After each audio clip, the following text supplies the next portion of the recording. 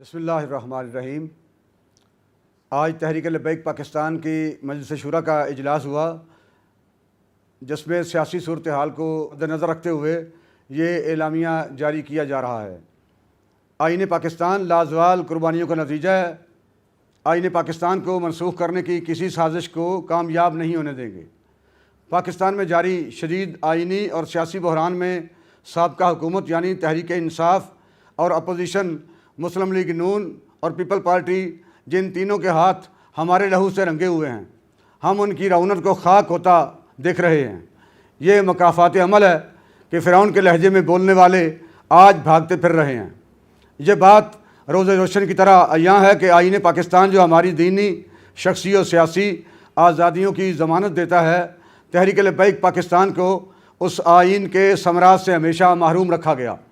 اگر آئین پر عمل ہوتا تو ہمارے مطالبات ریاست پاکستان کے مطالبات قرار پاتے، ہمارے جگر کے ٹکڑے چھلنی نہ کیے جاتے، لیکن اس ساری صورتحال پر پاکستان کے دینی طبقات اور ناموس رسالت و ختم نبوت کی محافظ جماعت تحریک لبیک پاکستان خاموش تماشائی نہیں رہ سکتی، خاص طور پر جب ہم آئین پاکستان کے خالق اور روح رواں امام الشاہ احمد نورانی صدیقی اور مجاہد ملت مولانا عبدالستار خان نیازی رحمۃ اللہ علیہما کے فکری وارث بھی ہیں۔ آئین سے اس کھلواڑ کو کسی صورت بھی برداشت نہیں کیا جا سکتا۔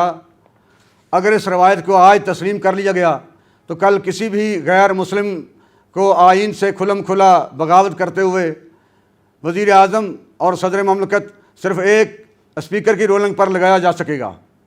آئین میں موجود مسلمان کی تعریف اور قادیانیت کے عقائد کی روک تھام پر ایک بڑا سوالیہ نشان لگ سکتا ہے۔ کیا ناموس رسالت جو ہمارے عقائد کا ریڈ زون ہے 295C پر ہم ممکنہ سمجھوتا برداشت کر لیں؟ صدارتی نظام کے شوشے کے پیچھے بھی قادیانی اور اسلام دشمن لابی ہی سرگرم عمل ہے، جو ہمارے آئین سے اسلام کو نکال پھینکنا چاہتے ہیں۔ ہمارا آئین ہمارے دینی اقدار کا محافظ ہے۔ تحریک لبیک پاکستان آئین پاکستان کے ساتھ کسی چھیڑ چھاڑ پر ویسے ہی رد عمل دے گی جیسے الیکشن فارم میں ترمیم پر ہم نے فیض آباد پر دھرنا دیا اور حکومت کو ناک رگڑنا پڑا۔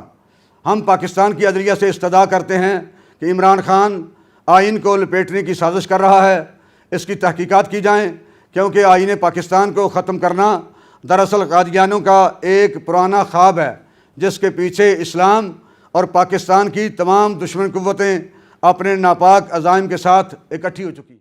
دار ختم نبوت زندہ باد، زندہ باد، من زندہ سب باد، نبیا فقتلوا